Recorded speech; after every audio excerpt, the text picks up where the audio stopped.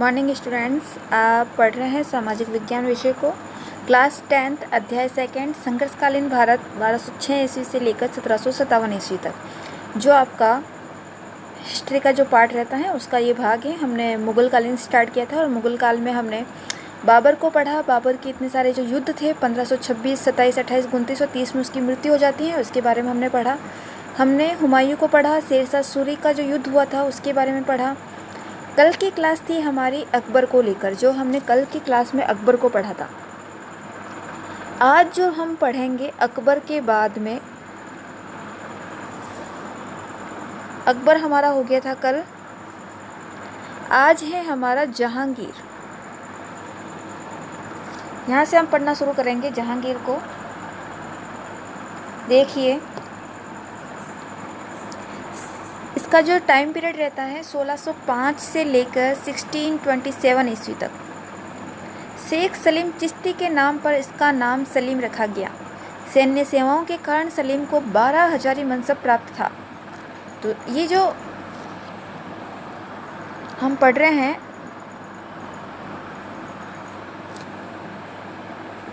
ये आपको आगे भी देखने को और पढ़ने को मिलेगा। मनसबदारी यहाँ की जो है एक प्रथा थी, मनसबदारी। सैन्य सेवाओं के कारण सलीम को जो है ये एक पद होता था, मनसब का भी एक पद होता था, जिनको कितनी मतलब कि उनके पद के हिसाब से जो है जितना ऊंचा पद होता था उनको उतने हजारी का एक मनसब मिलता था उस समय। तो सलीम को उस समय जो मनसब मिला था 12 हजारी मनसब प्राप्त हुआ था। 1599 ईस्वी में सलीम ने अकबर के विरुद्ध विद्रोह कर दिया था। सलीम ने जो है जहांगीर का नाम है सलीम, तो उसने है 1599 में जो है अकबर के विरुद्ध विद्रोह किया। अकबर द्वारा दमन के लिए भेजे गए अबुल फजल का 1605 ईस्वी में उसने वध करवा दिया। 1605 ईस्वी में आगरा के किले में सलीम ने नरुद्दीन मोहम्मद जहांगीर बादशाह की उपाधि धारण कर मुगल सत्ता संभाली। उसने सिख गुरु अर्जुन देव को मृत्युदंड दिया। इसको थोड़ा अंडरलाइन करना। अर्जुन देव जो सिख गुरु थे ये जहांगीर के काल में थे। वैसे ये आपके इतना इम्पोर्टेंट रहता नहीं है क्वेश्चंस के पॉइंट ऑफ व्यू से, लेकिन जो है ये आपका कभी जो है अगर हम देखें आगे की चीज़ में देखें, फ्यूचर में देखें, तो फ्यूचर टाइम पीरियड से आपका अर्जुन देव जो है कभी ना कभी आपके ये क्वेश्चंस आ सकते हैं। मतलब कि आपका अभी नहीं लेकिन बाद में ये आपका काम का है। ये अर्जुन देव का, सिख गुरु अर्जुन देव जो है किसके शासनकाल में थे? जहांगीर के शासनकाल में। जहांगीर की कंधार विजय सैनिक तथा व्यापारिक दृष्टि से महत्वपूर्ण मानी जाती हैं। तो जहांगीर की कौन सी विजय इंपॉर्टेंट रहती हैं आपकी? कंधार विजय सैनिक तो व्यापार दृष्टि से महत्वपूर्ण है इसकी कंधार विजय। आगे देखिए, 1611 ईस्वी में जहांगीर ने मेहरुनिसा नामक विधवा से विवाह कर नूर जहां की उपाधि दी। इसको आप अंडरलाइन करोगे। जहांगीर में ज़्यादा जो सबसे इम्पोर्टेंट रहता है इसकी वाइफ को लेकर रहता है। इसकी वाइफ का नाम था मेहरुनिसा, जिसको नूर महल जो है उसने नूर जहाँ की इसको उपाधि दी थी। ठीक है, आगे देखिए, बाद में उसे बादशाह बेगम बनाया गया। ब्रिटिश दूत कैप्टन हॉकिंस तथा सर टॉमस रो उसके दरबार में आए। 1627 में जहांगीर की मृत्यु हुई। ये लाइन आप अंडरलाइन करोगे, ये आपके पॉलिटिक्स में भी है। जब आप ईस्ट इंडिया कंपनी वगैरह अगर आपकी है कोर्स में, तो आपको ये चीज़ें अगर अभी नहीं तो बाद में भी ये आपके काम आएगी हिस्ट्री के अंदर। ठीक है, तो इसको अंडरलाइन करना। ये आपके इसमें काम की नहीं है, ये जो है सॉरी ये पॉलिटी में काम की है, ये वाली जो लाइन है आपके। ठीक है, कि कैप्टन हॉकिंस और सर टॉमस रो जो हैं वो किसके दरबार में आए थे? जहांगीर के दरबार में आए थे 1627 ईस्वी में। ठीक है, तो इसको आप अंडरलाइन करोगे। जहांगीर के बाद शासक बनता है शाहजहाँ, जिसके बचपन का नाम था खुर्रम। जहांगीर का नाम था सलीम और शाहजहाँ का नाम था खुर्रम। आगे देखिए, विवाह आसफ खां की पुत्री अर्जुमंद बानो बेगम, जिसको बोला गया है मुमताज महल के साथ हुआ। फरवरी 1628 ईस्वी में आगरा में इसका राज्यारोहण किया गया। आगरा में जो है इसका राज्यारोहण किया गया है। इसके काल में खानजहाँ लोधी जुझार सिंह का विद्रोह हुआ। शाहजहाँ ने 1632 में पुर्तगालियों को हुगली में पराजित किया। उसने अहमदनगर का विलय मुगल साम्राज्य में कराया। बीजापुर के सुल्तान आदिल शाह को परास्त किया। 1652 में शाहजहाँ ने, देखो ये जो शाहजहाँ और जहांगीर जो है ये आपके लिए स्थापत्य के क्षेत्र में, और इसके लिए आपको ये इम्पोर्टेंट रहता है। बाकी का इसके युद्ध जो दे रखे हैं इतना इम्पोर्टेंस नहीं रखते हैं इनमें, ठीक है। युद्ध जो है आप बाबर का याद रखना, जो मैंने आपको अंडरलाइन करवाया है, पानीपत वाला, खानवा का, वो वाले सारे युद्ध जो मैंने अंडरलाइन करवाया है। अकबर के काल में जो था मैंने जो अंडरलाइन करवाया वो याद करना। जहांगीर और शाहजहाँ जो हम स्थापत्य कला पढ़ने वाले हैं आगे मुगल कालीन, उसमें इन दोनों का इंपॉर्टेंस रहता है, बाकी का इतना कुछ है नहीं, ठीक है। चलो देख लो आगे आप। बीजापुर के सुल्तान आदिल शाह को परास्त किया। 1652 में शाहजहाँ ने अपने पुत्र औरंगजेब को दक्कन का वाइसराय बनाया गया। शाहजहाँ के 4 पुत्र थे, ठीक है। एक था औरंगजेब, दूसरा था दारा, तीसरा था मुराद और शुजा। ये चारों पुत्र थे, और शाहजहाँ के काल में चारों पुत्र जो हैं आपस में झगड़ रहे थे राज्य के लिए। चारों जो हैं शासक बनना चाहते थे, और चारों जो हैं आपस में झगड़ रहे थे, चारों भाई आपस में। लेकिन जीतता जो है वो औरंगजेब जीतता है। औरंगजेब जो है जो सत्ता जो है वो अपने हाथ में लेता है, अपने पिता को ही वो जो है कैदी बनाकर रखता है, ठीक है। तो 1657 ईस्वी में औरंगजेब ने शाहजहाँ को आगरे के किले में कैद कर दिया था। आज भी हम जब आगरा जाते हैं, आगरे के किले को देखते हैं, तो उसके पास में जो है एक कोठरी बनी हुई नज़र आती है। उस कोठरी में जो है शाहजहाँ को रखा गया था। ये आप अगर अभी भी जाके देखोगे तो आपको वो कोठरी देखने को मिलेगी जहाँ पर शाहजहाँ को रखा गया था। औरंगजेब को बहुत कट्टर माना जाता है इस विषय में कि वो बहुत कट्टर था। अपने भाई दारा, मुराद और शुजा को मारकर वह स्वयं गद्दी पर बैठा, जैसा कि मैंने आपको अभी बताया। 1666 ईस्वी में शाहजहाँ की मृत्यु हुई। उत्तराधिकार है तो धर्मट का युद्ध, ये धर्मट का युद्ध जो है वो उसको लाइन करना आप। उत्तराधिकारी के लिए इसने ये युद्ध किया था, धर्मट का युद्ध, जो किसके बीच हुआ था? दारा सिकोह व औरंगजेब के बीच हुआ था। कब हुआ था? दारा सिकोह व किसके बीच हुआ था? दारा सिकोह व औरंगजेब के मध्य हुआ था धर्मट का युद्ध। आगे देखो, फ्रेंच यात्री बर्नियर टेवनियर एवं इटालियन यात्री मनुची ने शाहजहाँ के शासनकाल का वर्णन किया है। इनके द्वारा जो है शाहजहाँ का वर्णन किया गया है। अगला जो है आपका औरंगजेब। जिस प्रकार से जितना इम्पोर्टेंट आपका अकबर और बाबर है, उतना ही इम्पोर्टेंट आपका औरंगजेब भी है, क्योंकि औरंगजेब जो है कट्टर शासक था। उसके द्वारा जो कार्य अच्छे कम और बुरे ज़्यादा किए गए। मैं तो कहूँगी सारे बुरे कर्म जो हैं इसी के द्वारा किए गए थे। देखिए आगे औरंगजेब के बारे में पढ़ते हैं हम।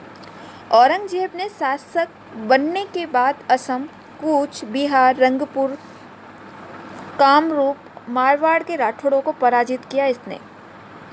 इसने राजा जयसिंह को दक्कन का गवर्नर नियुक्त किया। पुरंदर की संधि जो है इम्पोर्टेंट करोगे आप, कब हुई थी पुरंदर की संधि? जून 1665 में। किनके मध्य हुई थी? शिवाजी और राजा जयसिंह के मध्य हुई थी। इसको इम्पोर्टेंट करोगे, जून 1665 में शिवाजी एवं राजा जयसिंह के मध्य। शिवाजी ने अपने 23 किले राजा जयसिंह को दिए। 1660 में शिवाजी राजा जयसिंह के प्रयासों से औरंगजेब के दरबार में पहुँचे, मगर औरंगजेब द्वारा उनके साथ गरिमायुक्त व्यवहार नहीं किया गया, अपितु षड्यंत्र पूर्वक बंदी बना लिया गया था शिवाजी को। शिवाजी जाते हैं, शिवाजी को कहा जाता है कि आदरपूर्वक जो है उनको ले जाया जाएगा, उनका सम्मान किया जाएगा, लेकिन ऐसा कुछ नहीं होता है। उनके गरिमा को ठेस पहुंचती है, उनके साथ में अच्छा व्यवहार नहीं किया जाता है औरंगजेब के उस किले पर जो जहाँ पर वह शासन कर रहा था, ठीक है। तो इस प्रकार से शिवाजी के साथ इस तरह से व्यवहार किए जाने के कारण शिवाजी जो है दरबार से पहुंचते हैं, लेकिन व्यवहार नहीं होता है, और बाद में जो है शिवाजी को बंदी बना लिया जाता है वहाँ पर। फिर शिवाजी जो है अपने चतुराई से वापस एक गुप्त रूप से एक योजना बनाते हैं और वहाँ से निकलकर महाराष्ट्र चले जाते हैं। आगे देखिए आप, 1686 ईस्वी में औरंगजेब ने स्वयं जाकर बीजापुर पर कब्जा किया। औरंगजेब के काल में आपको शिवाजी और औरंगजेब के जो रहता है वह इम्पोर्टेंट रहता है। जिस प्रकार से हमने अकबर में महाराणा प्रताप जितना इम्पोर्टेंट रहता है उस समय, उसी प्रकार से औरंगजेब के समय आपका शिवाजी इम्पोर्टेंट रहता है। औरंगजेब ने स्वयं जाकर बीजापुर पर कब्जा किया। 1678 ईस्वी में गोलकुंडा पर भी अधिकार किया है। औरंगजेब द्वारा जो है बीजापुर पर अधिकार किया जा रहा है, गोलकुंडा पर अधिकार किया जा रहा है। आगे देखिए, 1669 में मंदिरों को ध्वस्त करने का आदेश देता है औरंगजेब। सभी मंदिरों को ध्वस्त करने का आदेश दिया जा रहा है औरंगजेब के द्वारा। 1679 ईस्वी में हिंदुओं पर पुनः जजिया लगाया जाता है, जो अकबर द्वारा समाप्त कर दिया गया था। फिर से जजिया कर पढ़ने को मिल रहा है हमें औरंगजेब के काल में। जैसा कि मैंने कहा कि सारे बुरे काम जो औरंगजेब के द्वारा ही किए जा रहे हैं। औरंगजेब ने भी मजहब को एक औजार के रूप में प्रयोग किया। उसने अकबर के काल से चली आ रही प्रथा झरोखा दर्शन एवं संगीत पर रोक लगा रहा है ये। आगे देखिए 1707 ईस्वी में अहमदनगर में इसकी मृत्यु हो जाती है। इसके शासनकाल में 1668 ईस्वी में गोकुल के नेतृत्व में जाटों व 1672 ईस्वी में सतनामियों ने विद्रोह किया। सिखों के गुरु तेग बहादुर ने भी औरंगजेब के अत्याचारों के विरुद्ध आवाज़ उठाई। एक अभी हमने अर्जुन देव को पढ़ा और अब हम पढ़ रहे हैं सिख गुरु तेग बहादुर। अर्जुन देव और तेग बहादुर। अर्जुन देव किसके शासनकाल में थे? जहांगीर। तेग बहादुर किसके शासनकाल में थे? औरंगजेब। ठीक है, ये आपको लर्न होना चाहिए। आगे देखिए, इस कारण इन्हें मार दिया गया क्योंकि तेग बहादुर ने जो है उस समय आवाज़ उठाई थी औरंगजेब के अत्याचारों के विरुद्ध। औरंगजेब की मृत्यु के बाद मुगल वंश को कमजोर व अयोग्य उत्तराधिकारी मिले। औरंगजेब के बाद ऐसा कोई शासक नहीं रहा जो एक मजबूत और शक्तिशाली था। औरंगजेब भले ही हम कहें कि उसने बहुत अत्याचार किए, लेकिन उसके शासनकाल में जो था एक सशक्त शासनकाल था, यानी मजबूत था। यानी कि कोई भी इसके बाद में औरंगजेब जैसा शासन नहीं आया मुगलों में, तो जो मुगलों की जो सत्ता को है बनाए रखे। औरंगजेब के बाद जो है सारे कमज़ोर शासक बनते हैं, अयोग्य शासक बनते हैं, जो मुगल साम्राज्य को पतन की ओर लेके जाते हैं। और 1707 तक ये चीज़ें चलती हैं और लास्ट जो बहादुर शाह मुगल जो थे तख्त पर बैठा था, तो 1707 तक बहादुर शाह जो थे वह एक अंतिम शासक थे मुगलों के। क्योंकि जैसा कि मैंने आपको अभी अंडरलाइन करवाया था जहांगीर के समय कैप्टन हॉकिंस व सर टॉमस रो, तो ये जो मैंने आपको अंडरलाइन करवाया था, मैंने कहा था ये पॉलिटी में आपका इंपॉर्टेंट रहता है। तो जब ये जहांगीर के समय से जो है अंग्रेज़ों की नींव पड़ती है, उस समय ब्रिटिश की नींव पड़ती है, और यह औरंगजेब तक आते आते 1707 ईस्वी में बहादुर शाह तक जो है ईस्ट इंडिया कंपनी का अधिकार जो है सर्वोत्कृष्ट अपनी ऊंचाई को ले लिए होता है। ठीक है, आगे देखिए सूरत की ईस्ट इंडिया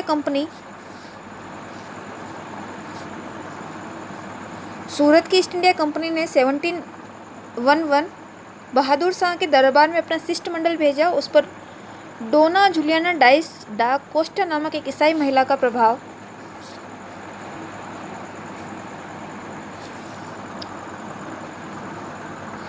देखने को मिलता है, जिसे खातूम बेबी फिदवी दुआगो जुलियाना की उपाधियाँ मिली हुई हैं। उसने पुर्तगालियों के हितों की बड़ी रक्षा की। 1712 ईस्वी से लेकर 1757 ईस्वी तक एक मुगल दरबार एवं तख्त षड्यंत्र एवं हत्या का केंद्र बनकर रह गया। तत्कालीन राजनीतिक शक्ति के रूप में उसका स्थान जो है वह गौण हो गया था। तो सबसे अंतिम शासक था आपका बहादुर शाह 1707 ईस्वी तक। अब जो है आज तो हम इतना ही पढ़ेंगे मुगल सल्तनत का। कल जो है हम मुगल कालीन प्रशासन को पढ़ना स्टार्ट करेंगे। आज के लिए इतना ही। Thank you. जो आज पढ़ाए हैं उसको लर्न करें, रिवाइज करें। ठीक है, थैंक यू।